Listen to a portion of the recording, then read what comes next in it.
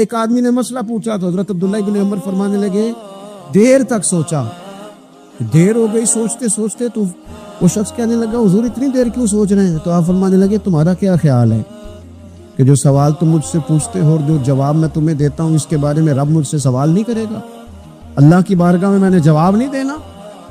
میں سوچ سمجھ کے دے رہا ہوں تاکہ اس کا حساب دینا پڑے تو میرے لیے مشکل نہ ہو جائے۔ میرے عزیز، حضرت عبداللہ ابن عمر سے کسی نے سوال پوچھا تو سیدنا عبداللہ ابن عمر رضی اللہ تعالیٰ عنہ کہنے لگے مجھے نہیں آتا اس سوال کا جواب، اور جب کہا نا نہیں آتا تو فوراً کہنے لگے عبداللہ خود اپنے آپ سے بات کرتے، کہتے عبداللہ رب تیرا بھلا کرے، اس بات پہ ہمیشہ ڈٹے رہنا، جو بات نہ آتی ہو وہ کبھی کہنا نہ، جس کا پتہ نہ ہو اسے کبھی کرنا، جب تک پوری تحقیق نہ ہو بلا وجہ ہوتا سا نہیں نہ کر دو۔ علم بڑا تھا، تقوی بڑا تھا، غریب پروری بڑی تھی۔ ایک بندہ خیرات لے کے گیا، وہ پھر لائن میں لگ گیا ہے، اسی کیا کیا پلا تو پھر آ گیا۔ حضرت عبداللہ ابن عمر بندہ دوبارہ آتا نا تو کسی سے قرضہ لے کے کہتے یار اس کو بڑی ضرورت تھی تو دوبارہ آیا نہیں، ایک دفعہ تم ذرا دے دو میں تمہیں دے دوں گا، اس کو دینا ہے۔ جتنی دفعہ شام کو کھانا کھاتے اتنی دیر حضرت عبداللہ ابن عمر کھانا نہیں کھایا کرتے تھے جب تک کوئی یتیم آ کے دسترخوان پہ بیٹھ نہ جاتا، نہیں گزارا ہوتا۔ اور یار کیسے لوگ کھا لیتے ہیں، اعلیٰ غذائیں کھا رہے ہیں، اور ایک طرف ایک بہن مجبور بیٹھی ہے، بھائی مجبور بیٹھا ہے، سسرالی رشتہ داروں میں لوگ مجبور بیٹھے، عزیزوں میں لوگ مجبور بیٹھے ہیں، یتیم غریب مسکین، اور یہ روز نئے سے نیا ذائقہ، جب تک یتیم نہ ہوتا کھانا نہ کھاتے۔ اور صدقات و خیرات بھی کرتے تو جس طرح ہم کرتے ہیں نا، ناراض نہ ہونا۔ کبھی کبھی نا بعض لوگوں کو بانٹتے دیکھتے ہیں تو تکلیف ہوتی ہے، آپ نے دینا تو ہے تو اگر خوش دلی سے دے دیں، عطا تو کرنا ہے تو اگر چلو صحیح طریقے سے ہو جائے، ہنس کھیل کے ہو جائے، پریشان نہ کیا جائے سائل کو، یہ کتنا اچھا ہے۔ ان صوفیاء کا بھی ہم نے تذکرہ کتابوں میں پڑھا ہے جو کہا کرتے تھے اگر رب نے دروازے پہ کسی کو بھیجا ہے تو اس کا مطلب ہے اللہ راضی ہے، لیکن ہمارا لہجہ اتنا سخت ہوتا ہے۔ حضرت عبداللہ ابن عمر ایک اونٹنی پہ بیٹھے تھے، اونٹنی بڑی پیاری لگی، بڑی خوبصورت تھی، بڑی بہترین تھی، بڑی صاف ستھری تھی، تو 2-3 دفعہ اپنے غلام سے کہا یار بڑی پیاری ہے، بڑی خوبصورت ہے، دیکھو اس کا چلنے کا انداز کتنا نرالا ہے۔ آج کل بھی ڈرائیور گاڑی چلاتے ہیں تو کہتے ہیں بڑی ہلکی پھلکی ہے جی، بریکیں بھی بڑی ٹھیک ہیں جی، اس کی فلاں معاملہ بھی اس کا بڑا صحیح ہے۔ وہ اتنی پسند آئی اونٹنی تو اونٹنی سے اترتے ہی فوراً کہنے لگے اس کو نشان لگا کے قربانی کے جانوروں میں چھوڑ دو، یہ زیادہ پیاری ہے، اسے رب کے راستے میں خیرات کریں گے۔ کیوں؟ ایک باریک نقطہ صوفیاء نے بیان کیا۔ اللہ کے نیک بندے کہتے ہیں کسی جگہ بھی تمہارا دل اللہ رسول کے مقابلے میں الجھنا نہیں چاہیے، کوئی ایسی چیز جو رکاوٹ بن گئی ہو، رکاوٹ کیا کہتے ہیں، کچرا آ گیا ہے، اس کچرے کو لوگ ٹھیک نہیں کرتے، کہتے نکال دو تاکہ معاملہ صحیح رہے۔ ایک چھوٹا سا باریک سا ہلکا سا دھاگے کی طرح کا ایک ٹکڑا اگر کسی وقت گوشت کا آپ کے دانت میں الجھ جائے نا، سارا ذائقہ تباہ کر دیتا ہے۔ لوگ مختلف چیزیں لے کے خلال کرتے ہیں دانتوں کا تاکہ وہ نکل جائے، کیونکہ ذرا سی بھی چیز اگر کسی جگہ رکاوٹ بن جائے نا، آپ بڑا بہترین کھانا کھا رہے تھے، زبردست غذا آپ کھا رہے تھے، ایک صرف اس میں نا ہلکا سا دانہ ایسا ہے جو سخت تھا، کچرا آ گیا، روڑا آ گیا، تو وہ سارے کھانے کا ذائقہ تباہ کر دیتا ہے۔ بعض لوگ ایسے ہوتے ہیں کہ ایک بال نکل آئے نا کبھی کھانے میں سے تو کھانا چھوڑ دیتے ہیں، کہتے ہیں یار یہ سارا ذائقہ خراب ہو گیا۔ ہمارے ساتھ یہ ہوا ہے، یہ تو ہے نا دنیاوی معاملات، اسی طرح کا مسئلہ روحانی زندگی میں ہوتا ہے۔ کئی دفعہ نا ہم ماننے کو تیار نہیں ہوتے، لیکن ہمارے اوپر دولت کی محبت پوری طرح سوار ہوتی ہے، وہ سجدے میں ذوق آنے نہیں دیتی،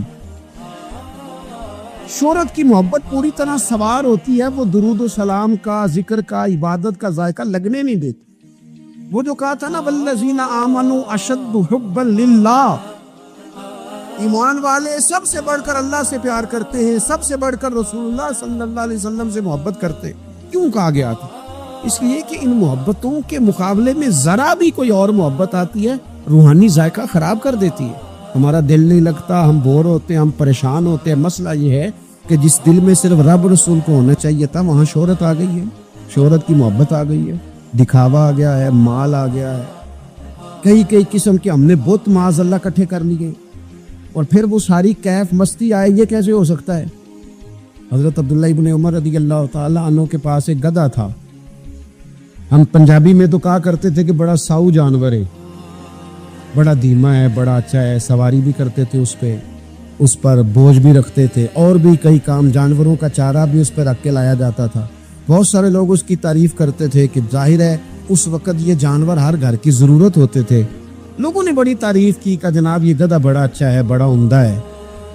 بعض چیزیں ایسی ہوتی ہیں جن سے دل لگ جاتا ہے. کچھ نوجوانوں نے گھروں میں بلی رکھی ہوتی ہے, گھوڑا رکھا ہوتا ہے, جانور رکھے ہوتے ہیں, ان کی پوری توجہ انہماک. ہم دیکھتے تھے دیہاتوں میں کہ بزرگ اگر کہیں چلے جاتے تھے سفر پہ تو وہاں سے بھی پیغام بھیجتے تھے کہ گائے کو چارہ ڈالا کہ نہیں, بھینس کو نکالا کہ نہیں, تم نے باڑے سے دھوپ چھاؤں کا خیال کیا کہ نہیں. وہ چیز ذہن میں آ جاتی. حضرت عبداللہ ابن عمر رضی اللہ تعالیٰ عنہ, وہ گدھا کیونکہ بڑا پیارا تھا, بڑا اچھا جانور تھا اور بڑے کام کرتا تھا, بہت سارے معاملات گھر کے اور کھیتی باڑی کے اس کے ذمے تھے. تو گھر والے بھی کہتے کہ اس جانور کی وجہ سے بڑی خیر ہے, بڑے کام ہو جاتے ہیں. آپ کا بھی خیال تھا. حضرت عبداللہ ابن عمر ایک دن گھوڑے سے نیچے اترے یا اس گدھے سے نیچے اترے تو خادم کو بلا کے کہنے لگے اسے لے جاؤ اور بیچ کے پیسے اللہ کے راستے میں خیرات کر دو. اب وہ خادم کا بھی اس سے دل لگ گیا تھا, جانور گھر میں ہوتا ہے, دلچسپی ہو جاتی. کہنے لگا حضور وہ سارا محلہ تو اس کی تعریف کرتا ہے, سارے خاندان والے تو اس جانور سے دلچسپی رکھتے ہیں اور آپ بیچ رہے ہیں. آپ فرمانے لگے جس طرح سب کا دل اس کی طرف ہے نا کہ اچھا جانور ہے, میرا بھی ہو گیا ہے, لیکن میں اپنے دل کو سوائے رب رسول کے کسی اور طرف ہوتا دیکھ نہیں سکتا. اعظم بلا سے اپنی وہ ہستی ہی کیوں نہ ہو, اعظم بلا سے اپنی وہ ہستی ہی کیوں نہ ہو, جو چیز اس کی راہ میں حائل ہو پھونک دو, جلا دو ایسی ساری چیزیں جو ان کے راستے میں آتی ہیں. اور میں اس کی طرف توجہ ہونے لگی, لہٰذا میں اسے اب رکھ سکتا. مزاج تھا, طبیعت تھی, طریقہ اس طرح کا تھا کہ وہ. پھر ایک اور بات بڑی خوب تھی, حضرت عبداللہ ابن عمر ان لوگوں کی پذیرائی بڑی کرتے تھے جو خیر کا کام کرتے تھے. دینی کام کوئی بندہ بھی کرے اس کی پذیرائی ہو, اس کی تعریف ہو, خیر کے جملے ہو, تاکہ دینداری پھیلے. حضرت عبداللہ ابن عمر رضی اللہ تعالیٰ عنہ کو نا غلام آزاد کرانے کا بڑا شوق تھا. دیکھیں نا, ایک بندہ کسی نے خرید لیا ہے, وہ اس کا پابند ہے, بڑی تکلیف میں ہوتے تھے لوگ. غلام 1000 سے زیادہ غلام آپ نے آزاد کرائے, تو آپ جب غلام خریدتے تھے نا تو نظر کرتے تھے جو غلام ذرا زیادہ نمازیں پڑھتا اسے آزاد کر دیتے. تو غلاموں نے اس طرح کیا, انہیں پتہ چل گیا, انہوں نے بھی نا لمبی لمبی نمازیں شروع کر دی. حضرت عبداللہ ابن عمر کو پتہ چلتا, آزاد کر دیتے. ایک دن آپ کے بیٹے کہنے لگے حضور یہ آپ کو دھوکہ دیتے ہیں, لمبی لمبی نمازیں پڑھتے ہیں, آپ آزاد کر دیتے ہیں, بعد میں پتہ نہیں 5 بھی پوری پڑھتے ہیں کہ نہیں پڑھتے. تو حضرت عبداللہ ابن عمر کہنے لگے پتر تیرا کیا خیال ہے, مجھے نہیں پتا. کہ حضور پتہ ہے. فرمانے لگے یہ مجھے رب کے نام پر دھوکہ دینا چاہتے ہیں, جو رب کے نام پہ دھوکہ دے روز دے, میں روز دھوکہ کھانے کو تیار ہوں. دوسری بات یہ تھی حضرت عبداللہ ابن عمر میں کہ نبی پاک سے محبت کوٹ کوٹ کے بھری ہوئی تھی. حضور کا ذکر آتا تو رو پڑتے, ان جگہوں پہ جا کے ڈھونڈ ڈھونڈ کے بیٹھتے جہاں نبی پاک نے وقت گزارا ہے. ایک درخت کا پتہ چلا کہ یہاں حضور تھوڑی دیر آرام فرما ہوئے تھے, انہوں نے دیکھا تھا یا انہیں معلومات ہوئی, تو ہمیشہ اس درخت کو پانی دیتے, اس کا خیال کرتے, کہتے یہ درخت ہمیشہ تر و تازہ رہے, یہاں میرے نبی پاک نے تھوڑا وقت گزارا ہے. وہ مکہ مکرمہ میں بھی جاتے تو وہ جگہ ڈھونڈ ڈھونڈ کے جہاں حضور نے نماز پڑھی تھی نماز پڑھتے. مسجد نبوی میں آتے تو جس منبر پر حضور بیٹھ کے خطبہ دیتے تو اس پہ ہاتھ پھیر کے چہرے پہ ملتے.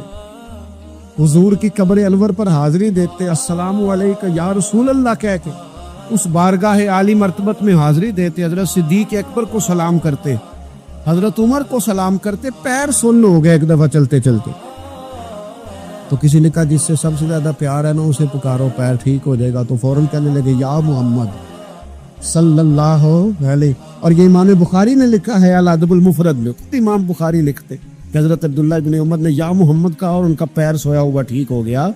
یہ لوگ بڑی محبت کرنے والے، آپ فرمایا کرتے تھے شاید زندگی میں لوگوں نے کسی سے اتنا پیار کیا ہو جتنا نبی پاک علیہ السلام کے غلاموں نے مجھ سے کیا ہے۔ ہر وقت لوگ ان کے گرد رہتے، لوگ محبت کرتے۔ حجاج بن یوسف جب حکمران بنا نا تو بڑا ظالم تھا، اس کو یہ بات اچھی نہیں لگتی تھی کہ ہر وقت لوگ حضرت عبداللہ ابن عمر کے پیچھے گھومے۔ بادشاہوں کا خیال ہوتا ہے نا بادشاہ ہم ہے تو پروٹوکول کوئی اور لے کے جا رہا ہے۔ اس نے ایک دفعہ جمعہ پڑھاتے پڑھاتے معاذ اللہ حضرت عبداللہ بن زبیر رضی اللہ تعالیٰ عنہ کے خلاف کوئی بات کی تو حضرت عبداللہ ابن عمر اگرچہ بڑے صلح جو تھے، صلح پسند تھے، لیکن اگر حق کی بات ہوتی اور اس طرح سے ہوتی کہ کوئی بڑی غلط بات کرتا تو پھر ٹوکنے میں بھی بڑی جرأت کا مظاہرہ کرتے۔ ایک دفعہ اہل کوفہ نے آپ سے مسئلہ پوچھا نا، چونکہ آپ مفتی تھے، لوگ مسئلے پوچھتے تو انہوں نے پوچھا حضرت عبداللہ ابن عمر سے کہ مکھی اور مچھر کا خون لگ جائے تو اس کا کیا مسئلہ ہے، کپڑے ناپاک تو نہیں ہوتے؟ تو سوال کا جواب دینا چاہیے تھا نا، ہوتے کہ نہیں ہوتے؟ تو فرمانے لگے حسین ابن علی کا خون بہا کے اب مکھیوں کے خون کے مسئلے پوچھنے شروع کر دیے۔ اب تمہیں یہ والا خون نظر آنے لگا ہے؟ حضور کی اولاد پاک کو شہید کر کے اب ان مسئلوں میں آئے ہو؟ میں خیال نہیں آتا ہمارے دلوں میں گھٹن ہے حضور کی اولاد کے لیے اور دین کے مسئلے پوچھتے رہو۔ جاؤ پہلے کشادگی پیدا کرو، تیری نسل پاک میں ہے بچہ بچہ نور کا، تو ہے عین نور، تیرا سب گھرانہ نور کا، پہلے کشادگی لاؤ حضور کی اولاد پاک کے لیے، پھر مسائل پوچھنا۔ حجاج بن یوسف نے کوئی بات کر دی، آپ نے ٹوک دیا، تو پھر حجاج نے سازش کی۔ اوہو، اللہ والوں کے خلاف جو سازشیں ہوتی ہیں بڑی گہری ہوتی ہیں، بڑی سخت ہوتی ہیں، بڑے جال بنے جاتے ہیں، بڑا حسد کیا جاتا ہے، بڑی تکلیف دی جاتی ہے۔ اللہ قرآن میں کہتے ہیں محبوب یہ لوگ تجھ سے حسد کرتے ہیں، حسد من عند انفسہم، ان کے دلوں میں تیرے لیے حسد ہے، حسد کرتے ہیں لوگ، دور تک نکل جاتے ہیں حاسدین۔ حجاج نے کیا کیا، اس نے ایک شخص سے کہا کہ زہر والا خنجر تیار کرو جو زہر میں بجھا ہوا ہو، اور چونکہ حج کے موقع پہ بڑا رش ہوتا ہے لہذا حج کے موقع پہ لے جانا۔ حضرت عبداللہ ابن عمر جب تمہارے پاس سے گزرے، بادشاہ میں ہوں، لوگ ان کے پیچھے، جب وہ تمہارے پاس سے گزرے تو ان کے پیر میں چبو دینا۔ جب لوگوں نے ایسے عالی مرتبت لوگوں کو نہیں بخشا، اتنے بڑے لوگ محفوظ نہیں رہے تو ہما چما کس کھاتے ہیں؟ آج کس بات کا شکوہ کرنا؟ حضرت عبداللہ ابن عمر اس کے پاس سے گزرے تو اس نے پیر میں چبو دیا خنجر، وہ زہر آپ کے جسم میں پھیلا۔ جب شدید بیمار ہوئے تو حجاج تیمارداری کرنے چلا گیا۔ یہ دیکھو دوستی قاتل سے بھی مقتول سے یارانہ بھی، خود چلا گیا اور جا کے کہنے لگا جی اگر مجھے پتہ چل جائے نا کہ آپ کو کس نے یہ زخم دیا ہے تو میں سخت انتقام لوں گا۔ تو حضرت عبداللہ ابن عمر نے بھی بڑا منطقی جواب دیا، فرمانے لگے مجھے اسی نے زخم دیا ہے جس نے حج کے موقع پر کسی کو خنجر لانے کا مشورہ دیا تھا، اسی نے مجھے زخم دیا ہے۔ گویا فرمانے لگے ظالم تو خود ہی یہ کام کرتا ہے اور خود ہی تو تیمارداریاں کرتا ہے۔ حضرت عبداللہ ابن عمر شہید ہو گئے، مکہ مکرمہ میں آپ کا مزار بنا دیا گیا۔ تقریباً 1500 کے لگ بھگ 1600 کے لگ بھگ آپ سے احادیث مروی ہیں۔ زندگی حسین گزاری، حضور کی خوشبوئیں ہر وقت آتی رہیں۔ حضرت عائشہ صدیقہ، حضرت حذیفہ، حضرت جابر بن عبداللہ، یہ تینوں جلیل القدر لوگ کہا کرتے تھے حضور کے بعد زمانے کی تبدیلی سے بڑے لوگ تبدیل ہوئے، لیکن جو لوگ حضور کے طریقوں پر پوری طرح قائم رہے ان میں بڑا نام حضرت عبداللہ ابن عمر کا ہے، بڑا نام۔ رات بھر عبادت کرتے اور دن کو ظہر سے عصر تک اللہ کی یاد میں مصروف رہتے۔ 3 باتیں اپنی زندگی میں سمجھے، ایک تو جس بات کا پتہ نہیں ہے اس کو کبھی ڈسکس نہ کریں، یہ ہمیں حضرت عبداللہ ابن عمر کی زندگی نے بتایا، اور دوسری بات یہ ہے کہ کوشش کریں، سخاوت کرنی ہے اللہ کی رضا کے لیے تو اس میں اللہ کی رضا ہی پیش نظر ہو، اور تیسری بات یہ جتنا ہو سکے اپنے آپ کو حضور کے دروازے کے قریب کرے، نبی پاک کے رستوں کا مسافر بنے۔ حضرت عبداللہ ابن عمر رضی اللہ تعالیٰ عنہ بیمار ہو گئے، شدید علیم تھے، طبیعت مبارک میں کمزوری آ گئی، کچھ کھانے کو دل نہیں کرتا تھا، گھر والے بار بار کہتے کچھ کھا لیجئے کچھ کھا لیجئے، نہیں کھاتے تھے۔ بالآخر حضرت نافع آپ کے غلام تھے، ان سے کہنے لگے کہیں سے مچھلی مل جائے نا تھوڑی سی، میں کھاؤں گا۔ تو کہتے ہیں میں سارے مدینے میں ڈھونڈتا رہا، مچھلی نہ ملی۔ اگلے دن بھی ڈھونڈی تو نہ ملی، تیسرے دن بھی ڈھونڈی تو نہ ملی، تو فرمانے لگے یار بس چھوٹی سی خواہش ہے، کوئی فرض نہیں، نہیں ملتی تو رہنے دو۔ کہتے ہیں چوتھے دن مچھلی مل گئی، میں 1.5 دینار کی مچھلی لایا، لا کے حضرت عبداللہ ابن عمر رضی اللہ تعالیٰ عنہ کے سامنے جو مچھلی رکھی تو آپ نے لقمہ روٹی کا توڑا تھا، مچھلی کو لگانے لگے کہ دروازے میں فقیر نے آ کے آواز دی کچھ کھانے کو دو۔ حضرت عبداللہ ابن عمر نے روک لیا اور ہنسے۔ کئی دفعہ دے ہم بھی دیتے ہیں پر ہمارا چہرہ دیکھنے والا ہوتا ہے، اتنے ہم غصے میں ہوتے ہیں، دے دیتے، لیکن جو چھلوٹیں ہوتی ہیں نا چہرے والی وہ گنی نہیں جاتی۔ ہنسے، فرمایا دیکھو میرا اللہ کتنا کریم ہے، وہ مجھے بچانا چاہتا، اٹھا بار دیا جا کے۔ تو خادم اب حکم کا پابند تھا، وہ لیت اللہ تو کر نہیں سکتا تھا، وہ گیا اور جا کے دے آیا۔ فقیر جب سارے محلے سے آٹا اکٹھا کر لیتے ہیں تو پھر ایک جگہ جا کے بیچتے بھی ہیں۔ دے آیا، وہ 2 گلیاں آگے گزرا تو میں پیچھے دوڑا گیا، میں نے کہا سچ بتا کھانی ہے کہ بیچنی ہے؟ وہ کہنے لگا جو بھی سبب لگ جائے کر جاؤں گا، آپ نے دے جو دی ہے۔ تو کہتا ہے میں نے اسے کہا کہ یہ 1.5 دینار کی میں نے خریدی تھی، اگر تو 2 دینار کی مجھے بیچ دے تو آج کل مچھلی مدینے میں مل نہیں رہی، تو میں اپنے آقا کو دے دوں گا، وہ یہی کھائیں گے، بیمار ہے۔ تو کہنے لگا جی بسم اللہ، مجھے کیا اعتراض ہے، 2 دینار مل رہے ہیں، 1.5 کی مچھلی، اور 1.5 کی بھی کسی نے نہیں خریدنی تھی، اب تو پک گئی۔ فرماتے میں نے 2 دینار اس کو تھمائے، وہ مچھلی اس سے خریدی اور خرید کر کے میں لا کے حضرت عبداللہ ابن عمر کے سامنے دوبارہ رکھی۔ تو فرمایا یہ کیسے آ گئی؟ میں نے کہا حضور 1.5 کی خریدی تھی اور پھر فقیر کو دے دی، اب اسی سے میں 2 دینار کی خرید کے لایا ہوں، آپ قبول فرمائیں۔ تو فرمانے لگے تم نے اچھا نہیں کیا، اب اس طرح کرو 2 دینار بھی اسے دیا اور مچھلی بھی واپس دیا۔ عرض کی حضور کیوں؟ فرمایا تم نے قرآن نہیں پڑھا؟ حضور پڑھا ہے، فرمایا رب فرماتا ہے لن تنالوا البر حتی تنفقوا مما تحبون، تم بھلائی کو اس وقت پہنچو گے جب اپنی پیاری چیز راہ خدا میں خرچ کرو گے۔ امام غزالی نے لکھا ہے، فرمانے لگے دیا، تو وہ حضرت نافع کہتے ہیں میں دینے گیا، دے کے واپس آیا تو کچھ پریشان تھا کیونکہ مجھے بھی 4 دن ہو گئے تھے نا تلاش کرتے، تھوڑی طبیعت میں مایوسی تھی کہ اتنی محنت سے میں نے لایا اور آپ نے واپس کر دی۔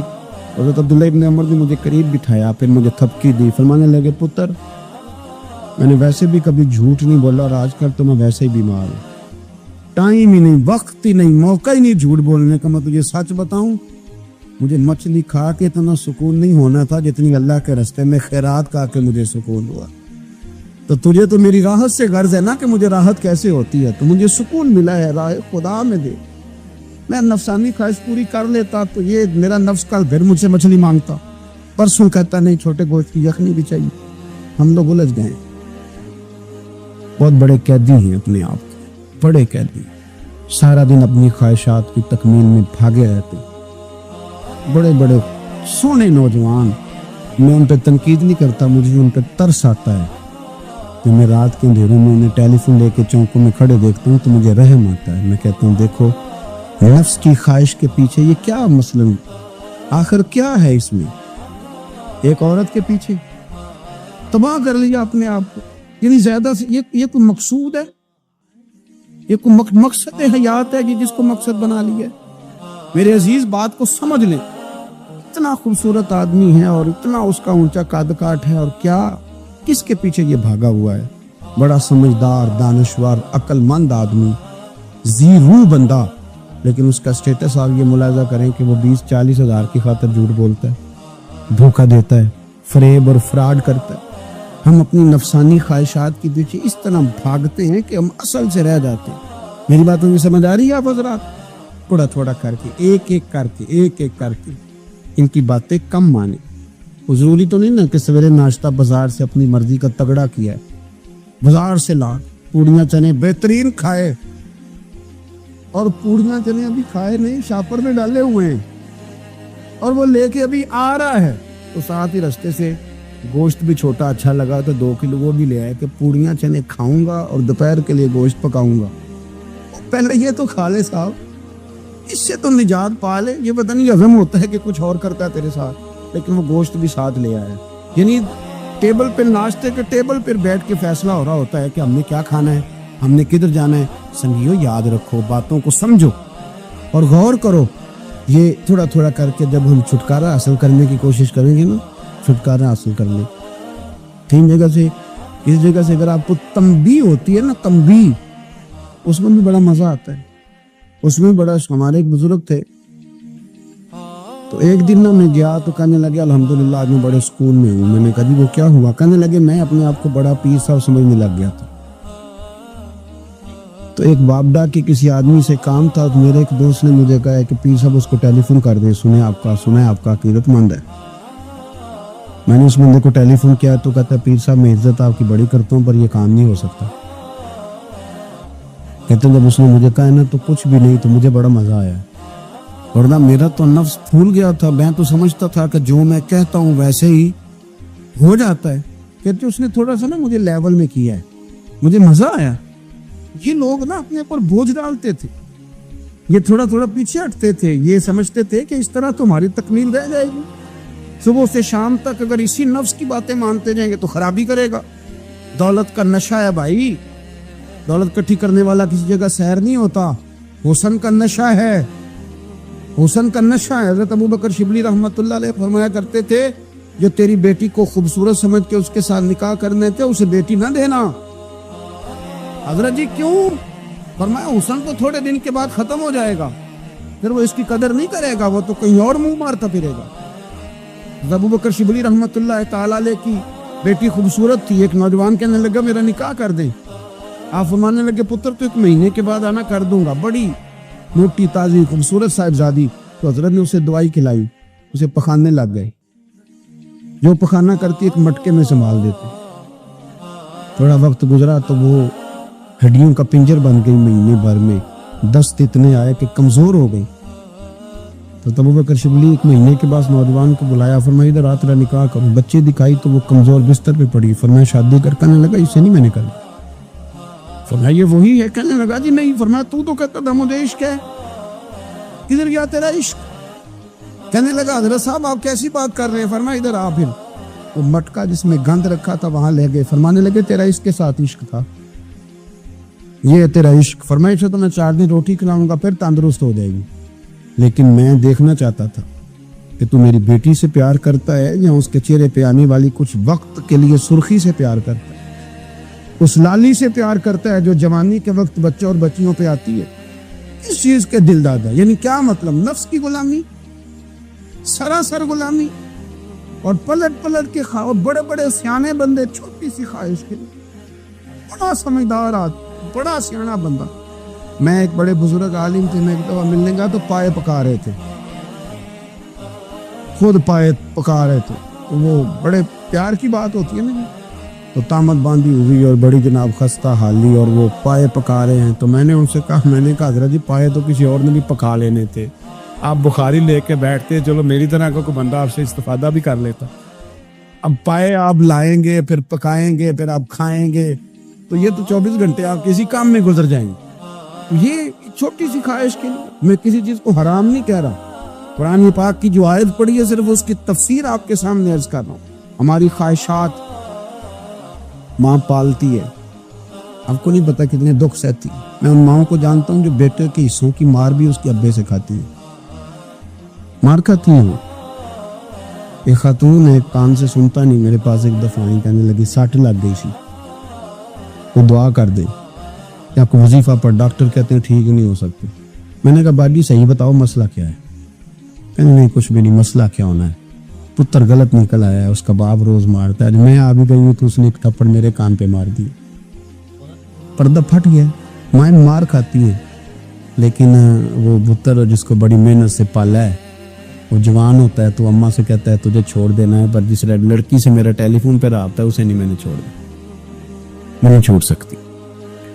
ہر شے کچل جاتا ہے. وہ اماں کبھی لیٹ کے رات کو سوچتی ہے کہ یہ تو میری کل کمائی تھی, میں تو آلویز کے حصے کے تھپڑ اپنی گالوں پہ برداشت کر رہی ہوں, تو یہ کدھر گیا؟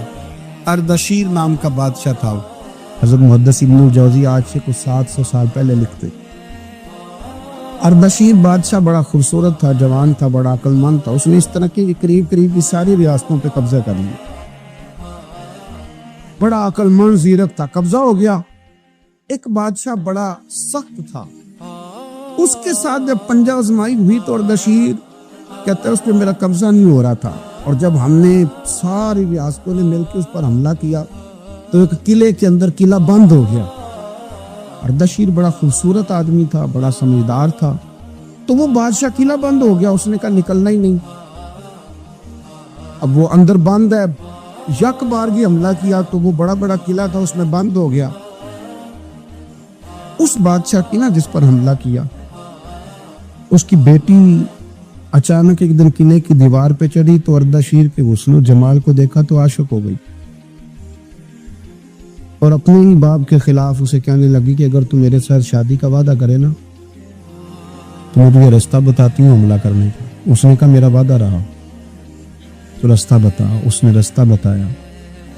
اس لڑکی نے، اور بادشاہ نے حملہ کیا تو اس کا باپ قتل کیا، اس علاقے پہ قبضہ کیا شادی کے وعدے پر. ہاں نفسانی خواہش مندے کو اندھا کر دیتی، نہیں سمجھ آتی اس کو میں کدھر جانا، اندھا کر دیتی. حملہ کیا، اور جب اس لڑکی کو لے کے آیا نا اپنے محل میں تو پہلے دن شادی کی پہلی رات تھی، تو بستر بچھایا کنیز نے، تو وہ کبھی کروٹ ادھر بدلتی کبھی ادھر بدلتی. تو بادشاہ کہنے لگا کیا ہے؟ کہنے لگی بستر میں کچھ ہے، مجھے تکلیف دے رہی. اس نے چراغ جلائے اور جب بستر اٹھایا تو ایک اتنا سا دھاگا نکلا. دھاگے سے عموماً تکلیف نہیں ہوتی. تو اس نے کہا تو اتنی نرم و نازک ہے کہ دھاگا. کہنے لگی میرا باپ نا میرے ساتھ اتنا پیار کرتا تھا کہ روز میرا بستر بھی خود بچھاتا تھا، اور اس نے آلہ رکھا ہوا تھا، وہ ناپتا تھا کہ کوئی پایا اونچا نیچا تو نہیں، میری بیٹی کا بیلنس سوتے وقت خراب نہ ہو جائے. اور میرے لیے گوشت اور کپڑے بھی خود پسند کر کے لاتا تھا، کھانے پینے کا خود خیال کرتا تھا. اردشیر کہنے لگا اچھا تو اتنا پیار کرتا تھا، اور پھر تو نے اس کے ساتھ کیا کیا؟ کہنے لگا بلاؤ کنیزوں کو بلایا، فرمایا اس کو اٹھاؤ اور جلاد کے پاس لے جاؤ. اسے کہو کہ اس کے بال ایک گھوڑے کے ساتھ باندھے، پیر دوسرے گھوڑے کے ساتھ باندھے، اور ایک گھوڑا ادھر بھگا دے. کدھر بھگا دے؟ یہ جس کے باپ نے اتنا پیار کیا، یہ نفس کی اتنی غلام ہے کہ اس کی وفادار نہیں رہی تو میری وفادار کیسے بنے گی؟ اس نے اتنے نازوں سے پالا کہ دھاگا ہی سے برداشت نہیں. او یارو یاد رکھو، اگر نفس کی غلامی کرو تو بڑے وفاداروں کو چھوڑ کے غلامی کرو تو پھر کہو وفادار مل جائیں. کوئی بول اب لڑا نہ بول بیٹھے، ان دے خصم ناراض بڑ بولیاں دے، کہاں سر کھائے تو بلبل ٹھنڈ پائے. بڑے فرق نہیں سجنا بولیاں دے، جڑیاں خصماں دی وچ رضا وسن، بھاگ جاگ جاندے انہاں گولیاں دے. آپ ادلیاں نو سردار پین تکے تے شرما والیاں نو چوٹے ڈولیاں دے. اپنے نفس کے پیچھے چلو گے تو یہ تباہی ہے. جب ہم نے کسی سے وفا نہیں کی تو یہ کیا امید ہوئی کہ دنیا ہم سے وفا کرے گی؟ اللہ رسول کی مرضی کے مطابق اصول پسند زندگی بنائے. ایک شخص سے گناہ ہو گیا، حد لگ گئی ان پر، اور وہ انتقال کر گئے، سیاستہ میں موجود ہے. بعض لوگوں نے کہا اس نے کتنا بڑا جرم کیا ہے. نبی پاک علیہ السلام نے فرمایا چپ کرو، تم نے جرم دیکھا توبہ نہیں دیکھی. یا رسول اللہ جرم کیا ہے، حد جاری ہوئی ہے، وہ اس حد کی وجہ سے انتقال کر گئے. محبوب فرمانے لگے تم مردہ بھائی کا گوشت کھا رہے ہو اور وہ جنت کی نہروں میں غوطے لگا رہا ہے. یعنی یہاں توبہ کرنے والوں کو وہ معیار ملا، وہ معیار کہ جو دروازہ رسول پہ آ کے توبہ کر لے. حضور خوشخبری دیتے ہیں گناہگار بڑا تھا لیکن چونکہ یہاں آ کے توبہ کی ہے تو محبوب کا کرم برسا ہے. جنت میں بتاتے ہیں وہ جنت کی نہروں میں غوطے لگا رہا ہے. اور پھر اللہ نے آسانی کر دی، فرمایا وَلَوْ أَنَّهُمْ إِذْ ظَلَمُوا أَنفُسَهُمْ جَاءُوكَ. محبوب اگر یہ اپنی جان پر ظلم کر لینا تو تیری بارگاہ میں آ جائے. پھر یہاں آ کے اللہ سے معافی مانگے. محبوب بھی ان کی سفارش کر دے تو اللہ کو معاف کرنے والا پائیں گے، توبہ قبول کرنے والا پائیں گے. گویا مجرم ہو تم مشکوک سے دھوتے ہوئے آؤ، आओ दरे तव्वाब पे रोते हुए आओ। कुरान में मौजूद है तौबा का तरीका, पर सरकार की दहलीज से होते हुए आओ। हाँ, सरकार की दहलीज से चले ना ईमान दो कदम भी, अगर तेरा हम सफर न ठहरे और तेरा हवाला दिया न जाए तो जिंदगी मोतबर न ठहरे। लबों पे इया का नस्ताई है और इस हकीकत पर भी यकीन है, अगर तेरे वास्ते से मांगू कोई दुआ बेअसर न ठहरे। मेरे अजीज याद रखे, इरशाद फरमाया कि तुम पर जो बोझ हैं, जो पिछली उम्मतों के सख्त अहकाम हैं, वो सख्त अहकाम महबूब आसान कर देंगे। नबी पाक अलैहिस्सलाम ने हमें जो दीन दिया है वो आसान दीन दिया है, और हुजूर अलैहिस्सलाम आसानी को पसंद करते। किसी भी कबीले को, किसी जगह काफिले को हुजूर रवाना करते तो फरमाते खुशखबरियां देना, वहां जाके खुशखबरियां देना, और फरमाते लोगों को उम्मीद दिलाना, लोगों को मायूस न करना। हमारे मुल्क में आज कितने लोग हैं जो मायूस करते हैं, बुरी खबरें देते हैं, लोगों के जहनों के अंदर हर वक्त मायूसी फैलाते हैं। हुजूर ने आसान और खूबसूरत दीन हमें दिया है, ऐसा दीन जो एक एक बात काबिल अमल है, जिस पर अमल किया जा सकता है। अजीज दोस्तों, आसान दीन। हज़रत अबू बसीर रज़ी अल्लाह ताला, हमें तो थोड़ा सा झटका लग जाए ना मजहब का, थोड़ा सा लोग दीन की तरफ आते हैं, इसमें ना थोड़ी तकलीफ है। सही बुखारी की हदीस, इसमें तकलीफ है, सच कह रहा हूँ, सही बुखारी की हदीस है। एक सहाबी ने कहा था हुजूर मैं आपसे प्यार करता हूँ। नबी पाक ने फरमाया अच्छी तरह सोच ले। सोनिया नहीं प्यार है, फरमाया चल फिर सोच ले। हुजूर बड़ा प्यार, मैं सोच ले। कहा महबूबा बड़ा प्यार है। नबी पाक ने फरमाया फिर तैयारी कर ले। जिस तरह गहरी जगह पे पानी तेजी से आता है, तेरी तरफ मुश्किलात भी तेजी से आएंगी, तेजी से। ये शहादत का है उल्फत में कदम रखना। लोग आसान समझते हैं मुसलमान होना, जरा अच्छी तरह सोच ले। जो मुझसे मोहब्बत का दावा करेगा उसे तकलीफ है, बोलो उसे तकलीफ है, पक्की बात। जो मोहब्बत में मुखलस हो वो देख ले मैं आजमाइश में कितना हूं। तो अगर कोई कहता नहीं मजहब में जाएंगे तो मौजें लग जाएंगी, तो ये बात दुरुस्त नहीं है। ये तो बड़ा मुश्किल काम है, ये तो उससे पूछो ना जो इस मनसब पे है। हजरत अबू बसीर रज़ी अल्लाह ताला अन्हु, नबी पाक सल्लल्लाहु अलैहि वसल्लम ने ना तय कर लिया कुफार के साथ। हुदैबिया की जंग हुई तो फरमाया अगर कोई मुसलमान मक्के चला जाएगा तो काफिर कहने लगे हम वापस नहीं करेंगे, और अगर कोई कलमा पढ़ने वाला सताया हुआ मुसलमान मदीने आएगा तो मुसलमानों को वापस करना पड़ेगा। मुसलमान अपना बंदा नहीं रख सकते, और मुसलमानों का कुछ शख्स गलती से भी मक्के चला गया तो मक्के वाले वापस नहीं करेंगे। हजरत अबू बसीर रज़ी अल्लाह ताला अन्हु सहाबी थे, बाप ने, भाई ने, मोहल्ले वालों ने कैद किया हुआ था कलमा पढ़ने की वजह, पैरों में जंजीरें थी, बेड़ियां, क्या किसी तरीके से जेल तोड़ के दौड़े, मदीने पहुंचे। कहते रास्ते में किसी आदमी के साथ घोड़े पे कुछ देर बैठा, फिर पैदल चला। सहाबा कहते इतना दर्दनाक मंजर बड़ा कम हमने देखा। अबू बसीर जिस गली से गुजरते वहां खून फैल जाता, उनकी टांगे खून से कटती, वो जंजीरें बंधी हुई। दरे रसूल पे हुजूर मैं भाग के आया हूँ। कहते अभी नबी पाक सल्लल्लाहु अलैहि वसल्लम उनकी बात सुन ही रहे थे कि पीछे से कुरैश के 2 सिपाही भी आ गए। कहने लगे ये भाग के आया है और आपका वादा था कि आप वापस करेंगे। चश्मे ज़दन में जरा सोचना, थोड़ी देर के लिए गौर करना कि हमें हमारा उस्ताद, हमारा पीर धुतकार दे के जा, दौड़ जा। तो कहते हैं बिस्मिल्लाह जनाब, ये जा रहे हैं। ईमान की पुख्तगी देखे, उसने तो हमें निकाल ही दिया। जी वो कैसा बंदा है, यहाँ तो किसी के यहाँ कोई फातिहा पढ़ने ना जाए तो लोग बिगड़ जाते हैं। कहते उसने सलाम नहीं ली, फातिहा नहीं पढ़ी, बस खत्म, उसको एहसास ही नहीं। हजरत सैयदना अबू बसीर सामने खड़े, सामने 2 सिपाही आ गए। जरा देखिए ईमान की पुख्तगी, ईमान, यकीन और इस्तिकामत।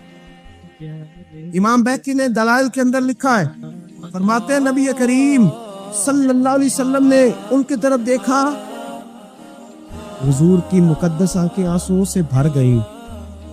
हुजूर ने फरमाया अबू बसीर तेरी तकलीफ मुझे नजर आ रही है, पर मैंने वादा किया हुआ है, मैंने वादा। भाई यहाँ डट के रहना बड़ा मुश्किल है, यहाँ कायम रहना बड़ा कठिन मरहला है।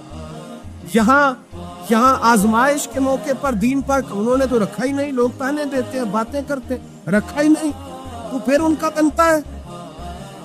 حضور نے فرمایا تجھے جانا پڑے گا. صحابہ کہتے ہیں پورے مدینے میں ایسے تھا جیسے سوگ کا سما ہو. جب وہ 2 سپاہی حضرت ابو بصیر کو پکڑ کے لے جا رہے تھے تو وہ پلٹ پلٹ کے پیچھے دیکھتے تھے, پلٹ پلٹ, پیروں میں خون ہے, آنکھیں آنسوؤں سے بھری ہوئی. فرماتے ہیں جب وہ پلٹ رہے تھے تو مدینے کی گلیاں بھی رو رہی تھی. میرے نبی پاک جب وہ آنکھوں سے اوجھل ہو گئے تو حضور بیٹھ گئے زمین پہ. نبی پاک نے رونا شروع کر دیا. فرمایا اللہ تو نے اس شخص کی مدد فرمانی ہے, اس پر کرم کرنا ہے, اللہ اس کا خیال فرمانا. اس کے لیے دعا کی, حضور روئے. حضرت ابو بصیر باہر نکلے تو وہ جو کافر تھے نا وہ کہنے لگے تو بڑا بنتا تھا ان کا, انہوں نے تجھے رکھا نہیں, تجھے رکھا بھی نہیں. تو حضرت ابو بصیر نے تھپڑ مارا منہ پہ, کہنے لگے میں وہ نہیں جو تھوڑی سی بات سے بدل جاؤں. ایمان, یقین اور استقامت کی دولت ملی ہوئی ہے. آپ فرمانے لگے میرا تو ایمان اور پختہ ہو گیا ہے کہ میرا نبی اپنے وعدوں کا بڑا پابند ہے, میرا رسول اپنے وعدوں کا بڑا پابند ہے. حضرت ابو بصیر کہتے ہیں مدینے کی سرحد گزر گئی تو میں نے کھینچی تلوار ان میں سے ایک سپاہی, اب آؤ میرے مقابلے میں جس نے آنا. ایک کو مارا, دوسرا بھاگ گیا. فرماتے اب میں مکے جا نہیں سکتا تھا, جاؤں گا تو وہ زیادہ ماریں گے. مدینے حضور نے قبول نہ فرمایا. فرماتے ایک جنگل میں جا کے العیس نام کی ایک بستی تھی, وہاں ڈیرا لگا لیا. دریا کے کنارے پانی پی لیتا, پتے کھا لیتا, تن تندور ہڈاں دا بالن تے اسی ہاواں نال تپایا. کپ کپ مکیاں پیڑے کیتے تے اتوں صبر پلے تھل لایا. تن دی ہانڈی تے من دا سالن اتے لون صبر دا پایا. غلام فریدا وے میں ساری تیری, غلام فریدا وے میں ساری تیری, تینوں وجہ یقین نہیں آیا. فرماتے سالوں پتے کھائے, اب جو بھی وہاں سے تانگ ہوتا وہ میرے پاس آ کے پناہ لے. جس کو مکے والے مارتے میرے پاس آ کے کہتے تانے دینے والے آ کے کہتے اب تم کس طرح کے نوکر ہو, تمہیں تو انہوں نے رکھا ہی نہیں. ہم نے کہا چپ کر جا, وہ ہمارے آقا ہیں, وہ ہمارے آقا ہیں, رکھے تب بھی ٹھیک ہے, نہ رکھے اللہ اکبر. ایمان دیکھو, قوت دیکھو, جڑیاں خصماں دی وچ رضا بسن پاگ جاگ جاندے انہاں گولیاں دے تے میں گڈی ہاتھ ڈور سجن دے او جنج رکھے پہنچ رہے ہیں. واجب نہیں کہ وچ شریعت بندہ قسم نو کہنا. فرمایا بس ٹھیک ہے, جس طرح حضور راضی ویسے ہی ہم راضی. حضرت ابو بصیر رضی اللہ تعالیٰ عنہ کے پاس 300 صحابہ کٹے ہو گئے, 300. حضرت ابو بصیر جب مدینے کی سرحد سے گزر رہے تھے نا تو نبی پاک نے ایک آواز دی تھی. فرمایا ابو بصیر ایک وقت آئے گا کہ میرا پیغام تجھ تک پہنچے گا, ایک ٹائم آئے گا. حضرت ابو بصیر سے جب کوئی کہتا نا کہ زندہ کس بات پہ ہو تو فرمانے لگے مصطفیٰ کے فرمان پہ بڑا یقین ہے, بلاوا آئے گا, مجھے بلاوا, مجھے یقین ہے کہ مجھے بلاوا, بڑی امید ہے سرکار قدموں میں بلائیں گے, اور کرم کی جب نظر ہوگی مدینے مجھے یقین ہے کہ مجھے بلاوا. ابو بصیر رضی اللہ تعالیٰ عنہ فرماتے ہیں کہ وقت گزرتا گیا, 300 لوگ کٹھے ہو گئے. جب کوئی مسلمانوں کا قافلہ مکے کے پاس سے گزرتا تو مکے والے لوٹ لیتے تھے. حضور نے بھی اجازت دی مدینے والوں کو, اگر ان کا قافلہ کوئی آئے تمہیں بھی حملے کی اجازت ہے, کفر کا مال مال غنیمت ہے. حضرت ابو بصیر کہتے ہیں جب بھی ہمارے قریب سے وہ رستہ تھا شام کی طرف جانے کا, جب بھی کافر گزرتے ہم ان کے قافلے پکڑ لیتے, لوٹتے, ہم بھی ان کو اس طرح کی سزا دیتے جو مسلمانوں کو دیتے تھے. فرماتے ان کا جینا محال ہو گیا. ہاتھ باندھ کے نبی پاک کی بارگاہ میں گئے, کہنے لگے یہ شرک ختم فرما دو اور آپ ان کو بلا لیں, بلا لیں.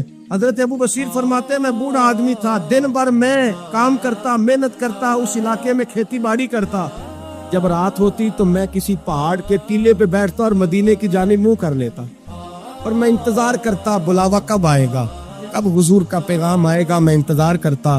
حضرت ابو بصیر رضی اللہ تعالیٰ عنہ بیمار ہو گئے, شدید بیمار, سخت بیمار تھے, تو قریش نے شیخ ختم کی.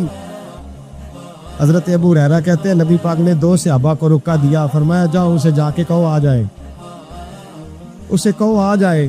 صحابہ کہتے ہیں ہم پہنچے تو ان کا آخری وقت چل رہا تھا, آخری ہجکیاں تھی، امام پر یقین دیکھو، آخری ہجکیاں. لوگ کہتے ابو بشیر وقت آ گیا، وہ کہتے نہیں ابھی وقت نہیں آیا، وقت تب آئے گا جب نبی پاک کا بلاوا آئے گا. حضور کا وعدہ تھا وقت تب آئے گا جب میرے نبی کا بلاوا آئے گا، بھی بلاوا نہیں آیا تو ابو بشیر کا وقت بھی نہیں آیا. صحابہ کہتے ہم نے جا کے رکا تھمایا، اٹھنے کی بھی طاقت نہیں تھی.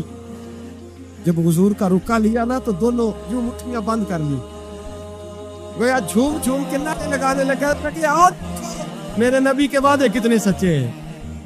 چومتے حضور کا نامہ، سر پہ رکھتے، سینے سے لگاتے اور کہتے ہیں پھر بلند آواز سے کلمہ پڑھنے لگے.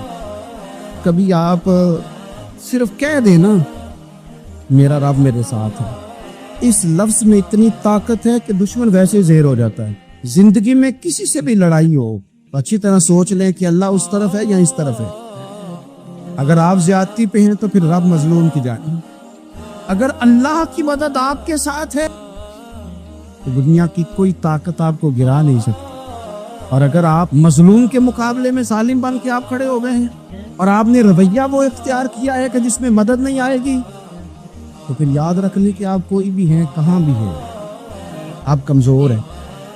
طاقتور تھے ابتدائے اسلام میں، ظاہری طاقت کی کفار مکہ کے پاس. وہ ڈنڈوں سے مارتے تھے غریبوں، ان کے ہاتھوں میں ڈنڈے تھے، پر خدائی طاقت ان مظلوموں کے ساتھ تھی. صاحب زرقانی نے لکھا ہے حضرت زنیرہ رضی اللہ تعالی، ایک لونڈی ہے، غریب ہے، ماڑے دا کی کام محمد نس جانا یا رونا. غریب سادی بی بی اور لونڈی کنیزہ، ایک مشرک کی کنیزہ، تینوں نے کلمہ پڑھ لیا. وہ ڈنڈوں سے مارتا، دلوں سے مارتا، تکلیف دیتا. حضرت زنیرہ رضی اللہ تعالیٰ عنہ کو اتنا مارا، اتنا مارا. اب آپ ایک اور پہلو پر بھی غور کریں، مار بھی پڑ رہی ہے پر خدا ادھر ہی ہے، اللہ کی مدد ادھر ہی ہے. رب کہتا ہے کہ پہلے تو صبر کرنا، ان اللہ مع الصابرین. تو صبر کرے گا تو پھر رب کی معیت ملے گی. ذرا ٹھہرنا، تو تھوڑا ڈٹنا. ان الذین قالوا ربنا اللہ ثم استقاموا تتنزل علیہم الملائکہ.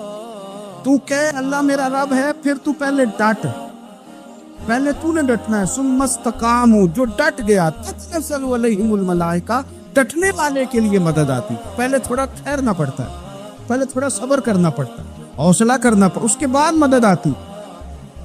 مار پڑ رہی ہے، مارا جا رہا ہے. حضرت زنیرہ کو ان کا مالک جو ہے ظاہری آقا وہ مار رہا ہے، یہ کنیزہ ہے. اتنا مارا، اتنا مارا، ان کی بینائی چلی گئی،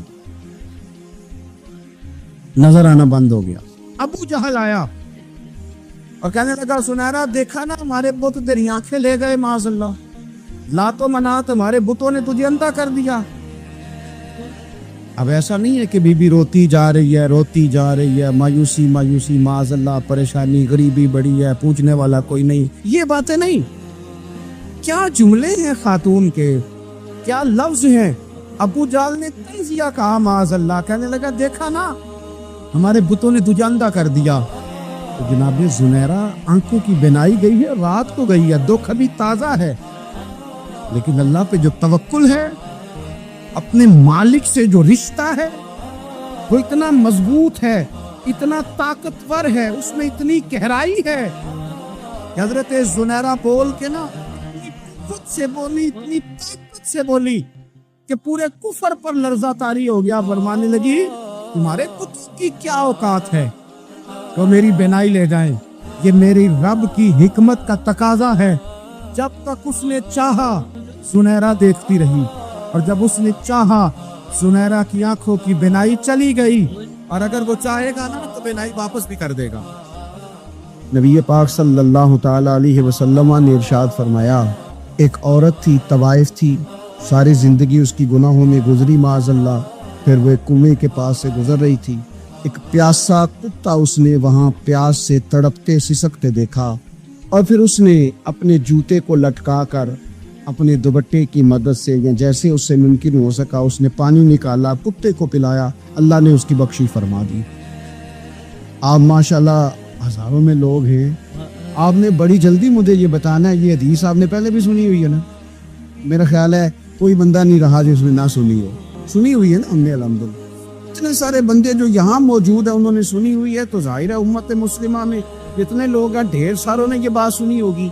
لیکن میرا سوال یہ ہے, میں سڑکوں پہ روڈوں پہ سفر کرتا ہوں, ہم نے یہ حدیث درجنوں بار سنی کہ طوائف نے کتے کو پانی پلایا تو اس کی بخشش ہو گئی. لیکن حال یہ ہے کہ سڑک پر کسی گاڑی سے ٹکرا کر اگر کوئی کتا مر جاتا ہے, اب مر ہی گیا ہے, گاڑی والا, موٹر سائیکل والا, پجاروں والا, بس والا کوئی اتنی جرت نہیں کرتا کہ لکڑی کے ساتھ, رسی کے ساتھ ہی پکڑ کے اسے سائیڈ پہ کر دے. اس سڑک پہ مرا ہوا پڑا رہتا ہے, یہاں تک کہ گاڑیوں کے ٹائروں کے ساتھ اس کا گوشت لگ لگ کے سڑک صاف ہوتی ہے. اس محبوب کے ماننے والے, جس محبوب نے بتایا کہ طوائف نے پانی پلایا تھا, اور ہمیں سمجھ بھی آ گیا کہ حدیث پڑھ بھی لی اور سن بھی لی, اس ملک کی جو مسلمانوں کا ملک ہے اس کی سڑکوں پر مرے ہوئے کتوں کو اٹھایا بھی کوئی نہ, اور زخمی کتا زخمی ہو ہی گیا ہے, اب اسے سڑک سے سائیڈ پہ ہی کر دیا جائے کم از کم, تاکہ اس کی اگر جان باقی ہے تو بچ جائے.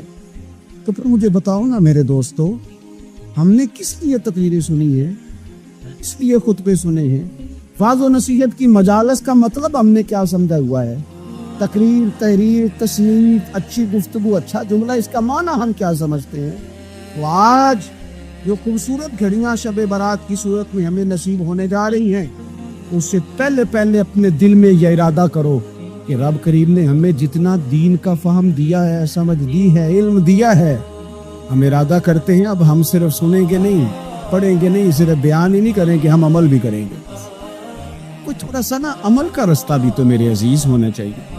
اب مطلب بہت ساری جگہوں پہ جانے کا موقع ملتا ہے تو لوگ کہتے ہیں پیر صاحب ناراض نہ ہونا, ہم نے بڑا بندوبست کیا ہوا ہے, تقریر ذرا نہ 1.25 گھنٹہ کرنا. میں کہتا ہوں مثلاً آپ مجھے بتائیں نا, 1.25 گھنٹہ تقریر کرا کے آپ نے کیا کرنا ہے؟ اگر تو آپ نے اس لیے بلایا ہے کہ جناب ایک بات سنیں گے, ایک واعظ ہوگا, سر دھنیں گے, تو وہ تو مجھے آتا ہی نہیں. تو میں تو مختصر بات کروں گا اور اتنی کروں گا جس کی ضرورت محسوس کروں گا. لمبی چوڑی تقریروں کا کیا مطلب ہے؟ ہم کیا چاہتے ہیں سوائے اس کے کہ جناب بات بڑی اچھی کانوں کو لگ رہی ہے, مزہ بڑا آ رہا ہے, تو آپ نے لیا کیا, نتیجہ کیا نکلا؟ میرے رسول پاک علیہ السلام کے صحابہ جو حضور سے نصیحتیں لیتے تھے وہ کیسی تھی؟